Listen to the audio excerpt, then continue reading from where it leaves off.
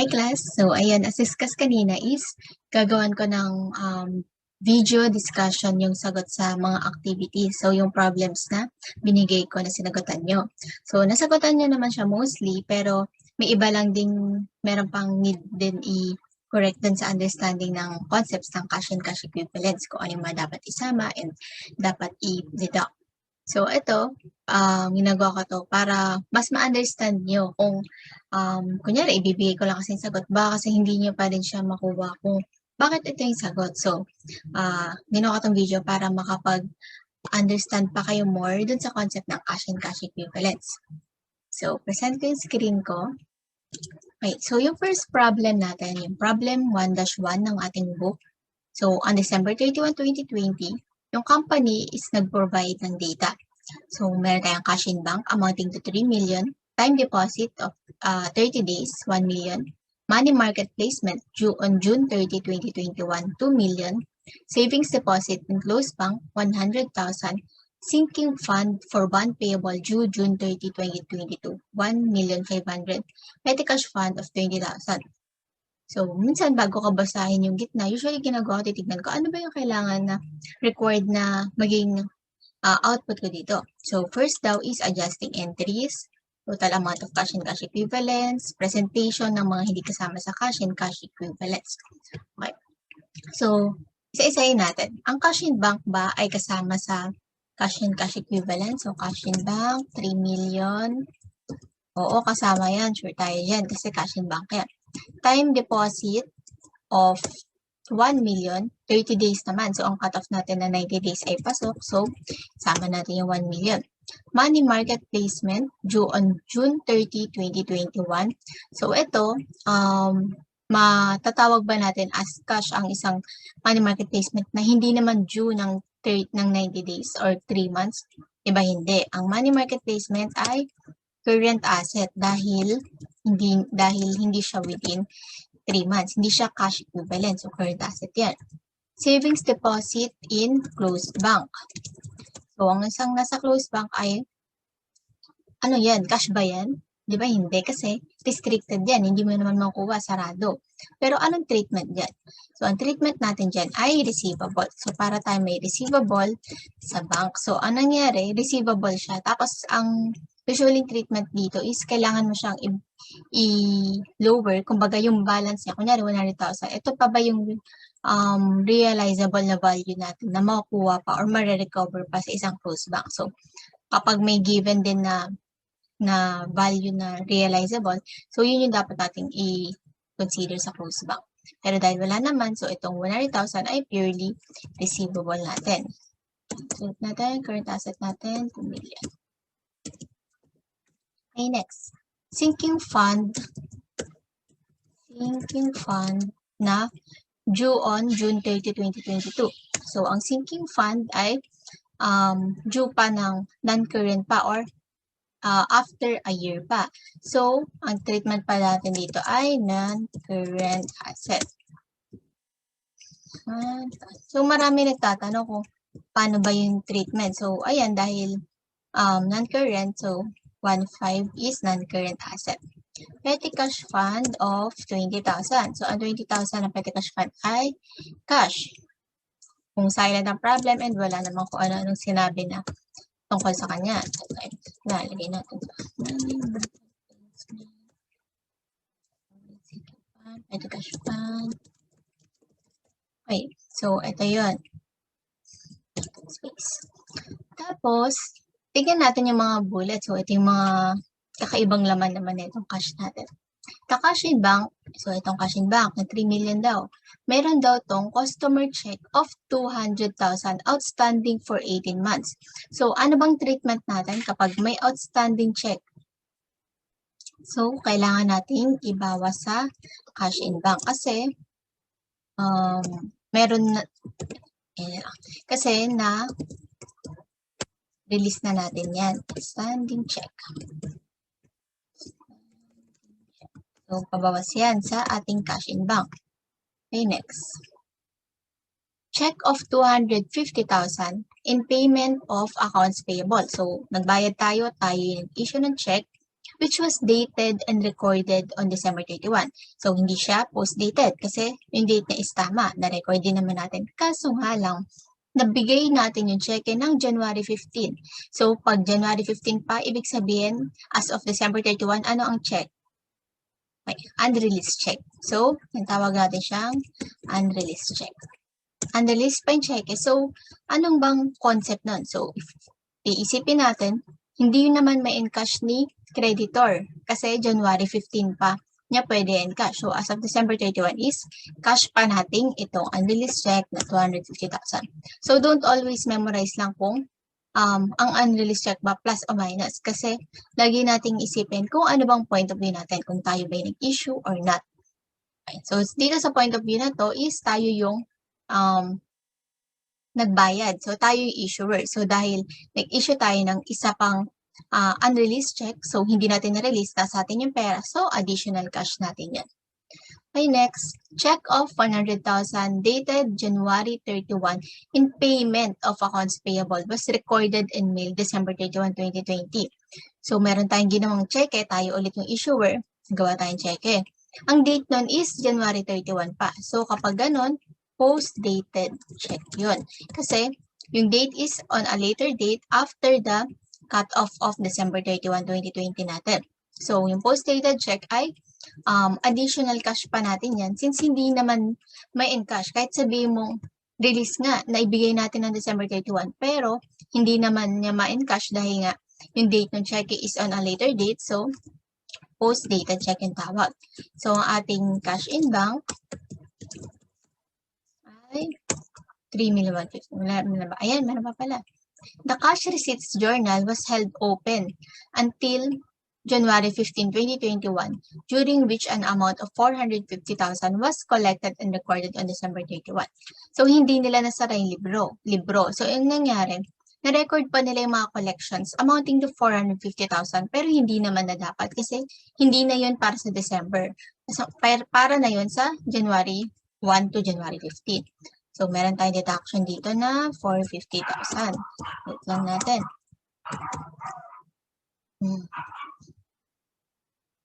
Tawag dito ay excess or paano bang pwede natin tawag sa kanya?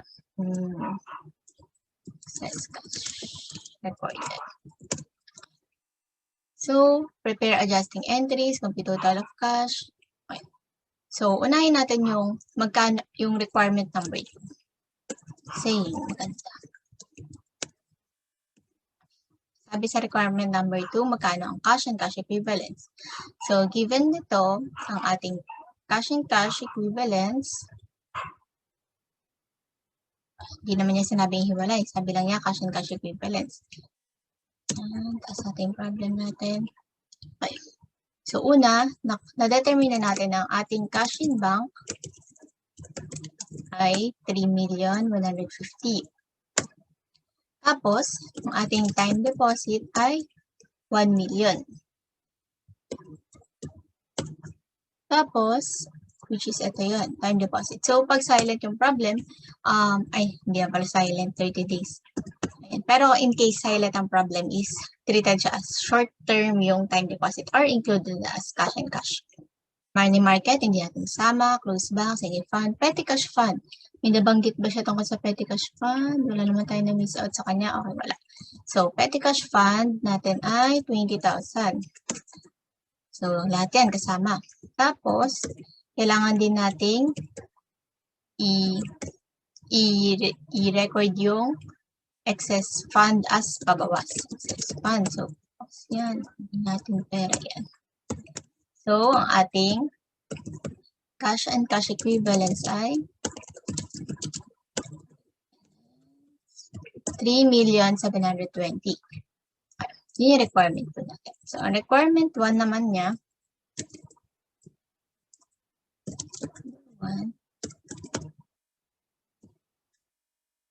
requirement 1 niya ay prepare adjusting entries.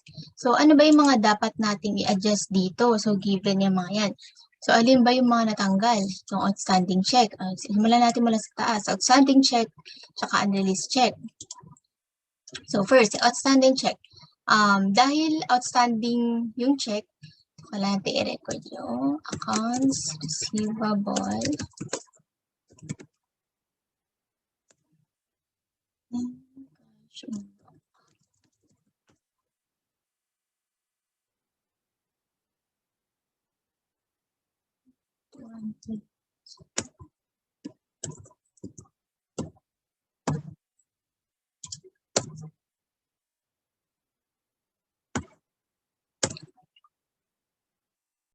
Tapos, ang unreleased check naman natin, so, dahil nga sabi natin, cash pa natin yan. So, sure tayo, debit, cash, and bank. So, dahil unreleased pa yung check, which is yung check na payment na accounts payable daw, so, meron pa tayong accounts payable. Record natin. So,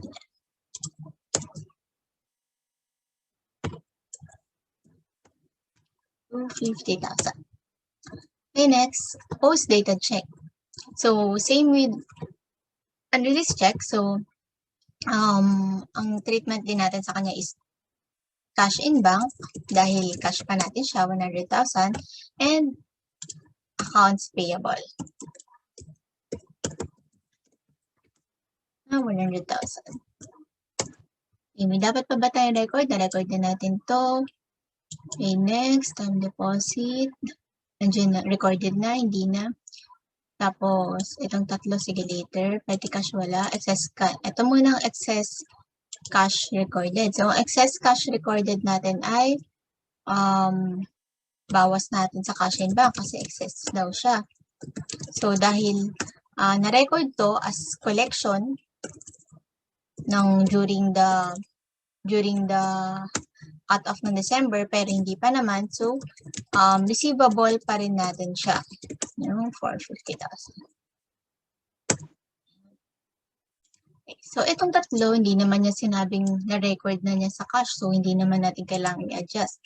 So, requirement 3. Okay. So, hindi na natin. Yung requirement 3.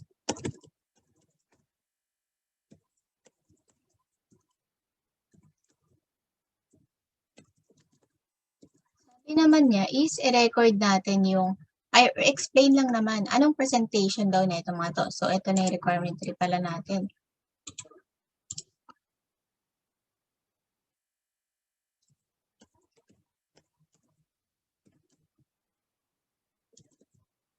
So, requirement 3 natin is, ito yung explanation natin. Ito ang treatment sa kanila kasi in-exclude natin sila sa cash and cash equivalent.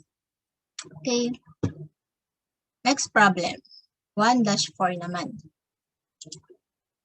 So, ito naman, si Carlos Company, rineport niya itong mga accounts na to. So, tulad lang din yan kanina. So, ang sabi naman, compute the total cash and cash equivalents and prepare adjusting entries. Okay. So, okay, isa-isayin natin.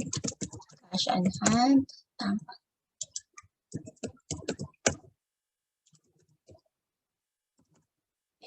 So, ating cash on hand ay 200,000.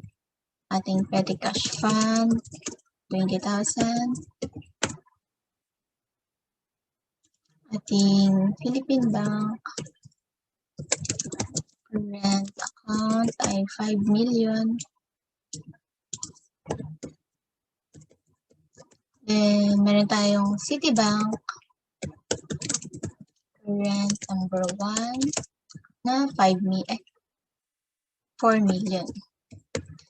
Then, meron tayong number 2 na account sa kanya. Ito yung sinasabi natin, di ba? Kung naalala nyo, overdraft yan, pero within the same account. Tapos, Asia Bank savings account na 250,000. Tapos, Asia Bank na time deposit na 90 days. So, hindi na yan. Below, pasok siya. Okay. Given ito, i-consider natin itong mga to. So, yung cash on hand daw, meron daw itong included daw itong dalawang to. So, nasa laman niya. So, kailangan natin identify kung kailangan ba tanggalin, syempre, or kailangan bang dagdagan. So, dito daw sa 200,000, part daw niyan is 35,000 na customer check. So, ang customer check is tayo na may naka-receive ng cheque kasi si customer yung nagbayad sa atin. Return nyo na bank noong December 26, 2020 due to insufficient funds. So, NSF check siya but subsequently redeposited and cleared by the bank on January 10, 2021. So may isang NSF check amounting to 35,000. Okay, 35,000. Tapos, insufficient. So, hindi pa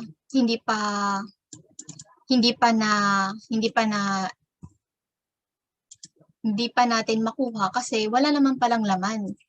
So, NSF check to.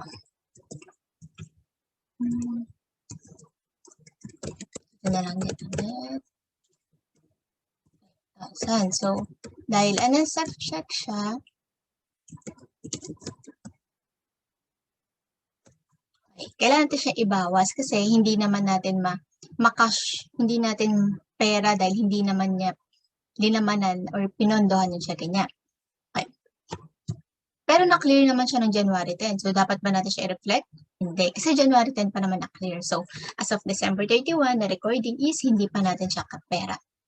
Next, customer check for 15,000 dated January 10 and received December 2020. So, ito naman, naka-receive din ulit tayo. So, tayo naka-receive ng cheque. Tapos, 15,000. Yung date nun, January 10 natin, ma-encash pa. So, merong isang post-dated check. Diba? Kasi yung date niya is later. Pero kailangan mo isipin, this time ba ako ba yung makaka-receive or ako ba yung nag-issue? So, dahil ako yung makaka-receive ng isang cheque na hindi ko naman ma-encash, 15,000, hindi natin pwedeng sabihin na cash ko yan. Kasi hindi ko ma-encash. Kasi sa January 10 ko pa ma-encash. Okay, so, ito na. Okay. Si Petty Cash Fund naman daw. Sabi niya, yung Petty Cash Fund, may laman daw to. Itong 20,000, may laman na 5,000 na currency, pera pa, IOU, 2,000, unreplenished Petty Cash vouchers of 12,000. So, alin dito ang hindi kasama sa Petty Cash? So, IOU, sure tayo, hindi yan kasama. Kasi mga utang yan sa atin ng mga officers. Amounting to 2,000. Yan kasama, hindi natin yung pera.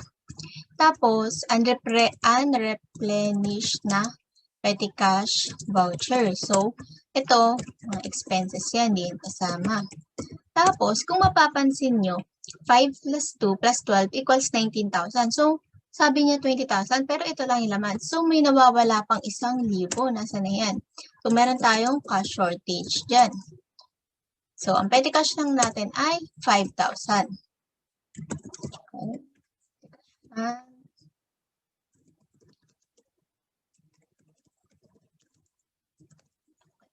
Included among the checks drawn by Alus Company against a Philippine bank. So ito naman daw, may gusto rin siya mangyari sa Philippine Bank current account. Itong 5 million daw, part daw niyan is gumawa tayo ng cheque. So tayo issuer ng cheque ngayon, analyze ulit natin. So, ang date ng cheque, December 23. So, hindi to post-dated. Pero dineliver ng January 31. So, isa siyang unreleased check. Kasi as of December, hindi mo na-release kasi hindi mo na-deliver. So, meron tayong unreleased check amounting to 25,000. So, kapag unreleased check, pera mo or hindi, depende. So, dahil ikaw yung nag-issue ng check and hindi mo na-release, nasa iyo yung pera, syempre pera mo siya. So, additional 25,000. Kailangan natin siyang i-add dito sa balance natin. Kasi akala natin nung 5 million, akala niyan na-issue na. Pero dapat i-add pa kasi hindi naman na-release. Okay, next. Check written December 26, 2020, dated January 30, 2021, delivered to pay you on December 28. Ayun, ang dami daw, no? So, ikaw, gumawa ka ng cheque. December 26 yung date, hindi siya post-dated. Okay siya. Dated, sinulat mo, pero dated January 30. So, post-dated siya. Kasi, yung date ng cheque mo, January 30 pa, ma-encash ni payee mo. So, hindi niya ma-encash, nasa iyo yung pera, na-deliver mo nga, 45, pero hindi naman niya ma-encash kasi yung date niya is on a later date. So, ang tawag dito ay isang post-dated check, pero cash mo siya dahil tayo yung nag-issue. Okay, so adjusted natin na Philippine Bank current account ay 5,070,000.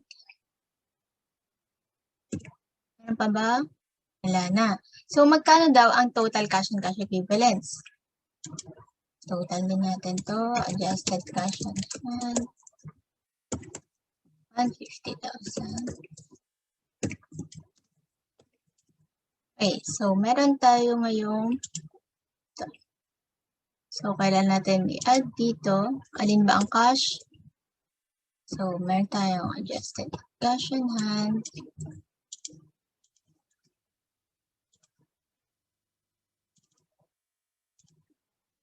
Na 150,000. Yun yung complete natin. Meron din tayong adjusted petty cash fund na 5,000. Meron din tayong adjusted na Philippine Bank Current Account, 5,070,000. Meron din tayong Citibank account, 4 million. So, may iba dito na confused tungkol sa 100,000. So, ito yung bank overdraft. Treated siya as current liability kapag magkaibang bank. Ang kaso nga lang, same bank siya. So, pwede nating i-offset. Yan. So, pareha sila. So, ang ating net na Citibank is 3,900,000. Tapos, Asia Bank Savings Account, 250,000 ay kasama dahil savings account lang naman niya yan. Tapos, ang time deposit dahil not more than 3 months, 90 days lang, 30, 60, 90. So, pasok, 2 million. So, sama natin siya. Ang total nating cash and cash equivalents is 11,375,000. Cash and cash equivalents. Yun yung ating requirement number 1. Okay, requirement number 2, prepare adjusting entries. So, ito, mag-adjust ulit tayo. So, ano ba yung mga dapat adjust? So, itong dalawa ulit. So, isa-isahin natin yung mga pinagtatanggal natin. Ano bang dapat na adjustment check? So, ang isang NSF check ay tulad kanina, accounts receivable, 35,000, then cash in bank.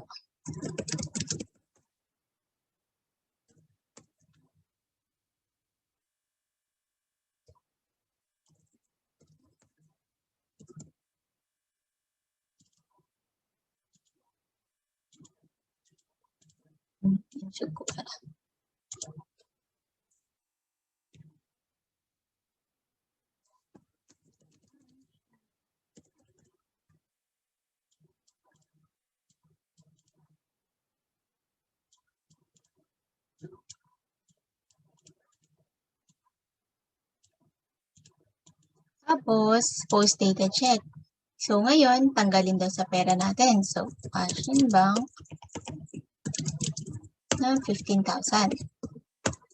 Tapos, ay natanggal siya. Hindi pa tayo nakapagbayad. So, tingnan natin. Ano ba yung post-dated check kanina? Customer check for 15,000. Dated January 10. Received. So, mayroong customer check. So, dahil customer check siya, receivable. Okay. Next, petty cash fund. So, kailangan natin i-adjust yung petty cash fund. So, yung IOUs from officer, kailangan natin advances, so, pwede ring receivable from officers na 2,000. 2,000. Okay. 2,000. Tapos, unreplenished petty cash voucher is expense, 12,000. Then, meron din tayong cash shortage, 1,000. Okay. Tapos, so, meron tayong petty cash na adjustment na 15,000. Kasi, yung 20,000 less 5,000, 15,000 yung needed adjustment. Okay, next, ito naman. Itong mga unreleased check tsaka post-dated check natin. So, pag-isahin na lang natin siya na recording, Philippine Bank Current Account. Tapos, ang ating recording is accounts payable. So, ito yung parang cash in bank, increase. Tapos, add natin si 45 tsaka sa 25, 70. Tapos, dahil doon, nagkaroon tayo ng payable na 70,000 kasi hindi pa naman natin na hindi pa naman na-encash ni payee or dahil sa mga unreleased and post-dated check. Dito, magkailan pa ba tayo adjust? Yan. So, ito na yung requirement po natin. Madali lang, di ba? Masasanay din tayo magsagot lang ng magsagot ng mga problem. Okay, next. So, okay, next. Yung problem 1-7 naman. So, ito, ano naman siya, recording siya ng petty cash fund, fluctuating system, and impress fund system. So, nilagay ko na dito yung answer and i-discuss ko na lang, ano bang pinagkaiba? Diba, as discussed, yung impress fund, ito yung merong reversing entry, yung fluctuating is yung recording na expense as na-incur siya. Okay. So, impress fund, so kapag nag-set up ka ng 10,000 na fund, kailangan mo lang silang i-record same lang. So, increase natin yung petty cash fund and deduct yung cash in bank. Then, next is merong replenishment ng fund. Then, we provided yung mga details, maritime currency and coin, postage, supplies, transportation, miscellaneous expense. So, i-record lang natin siya dito, then 8,000. Same lang dito, pero kay fluctuating is record muna petty cash fund, tapos petty cash fund to cash in bank. Pero pwede rin namang i-diretso. As June 30, the fund was replenished. The fund is composed of the following. So, upon replenishment, so mag-record tayo ng same neto na petty cash fund. Pero kay impress fund, nagkakaroon tayo ng reversing. Rene-reverse natin tong entry na to sa beginning ng first day ng next month. Ayun, July 1. Then, yung last, the fund is replenished and increased to 15,000. So, dahil dyan, magkaiba na sila ng balance ng petty cash fund. Dito na sila magkakaiba.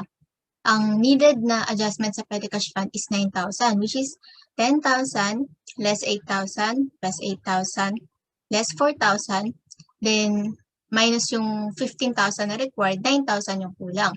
So, 9,000 plus yung mga supplies, postage, transportation, and miscellaneous expense. Yun yung i-credit natin kay cash in bank, amounting to 16,000. Pero kay impress fund naman, ang kailangan lang na balance ay na cash in bank ay 12,000 dahil pag in-effect mo itong mga naging T-account ng petty cash fund is 12,000 para ma-increase sa 15,000. Okay, so sa last problem na tayo na, problem 1-18. So, ang question dito is magkano yung should be reported as cash and should be reported as cash equivalents. So, as of December 31, 2020, meron daw siyang checkbook balance amounting to 8 million. Tapos, so, ano to, checkbook, so yung parang cash in bank niya. Meron daw kasama dito na 2 million na payable kay company. Dated January 5. So, isa siyang post-dated check. Pero kailangan mo assess, add or minus ba? So, dahil tayo makakatanggap and hindi naman natin ma-encash pa yung pera na 2 million, so kailangan natin siyang i-deduct. Tapos, next, merong NSF check naman na amounting to 500,000. So, dahil hindi rin natin ma-encash dahil walang laman yung pera, minus 500,000. Tapos, next natin is drawn on Aruba's account. So, tayo naman yung issuer. Nag-issue tayo ng isang cheque na hindi naman natin naabot or hindi natin na-mail until January 15. So, isa tong unreleased check amounting to 1,500,000 pala. So, pera pa natin yan. Tapos, next, cash on hand na 400,000. So, ang isang cash on hand ay treated as cash. So, ito. Change fund. Ang change fund, ito yung mga panukuli nila na pera. Para rin siyang petty cash fund. 40,000. Okay. Wala nang cash dyan. So, ito yung ating cash balance. Ay. Okay, next. Time deposit for plant expansion. So, for plant expansion, is dapat ba nating i-treat as cash and cash equivalents? So, hindi. Kasi for non-current use siya and not for operation. So, treasury bill, yan, kasama yan. Treasury bill, 2,500,000. Money market placement, amounting to 3 million.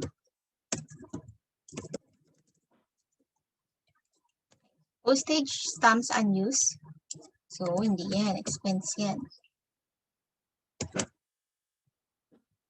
Cash equivalent. So, 7,440. Another B. cash equivalence, 5, letter C. So, ayan. I hope mas naging clear sa inyo yung mga cash and cash equivalence concepts. So, ayan, yun lang. Thank you.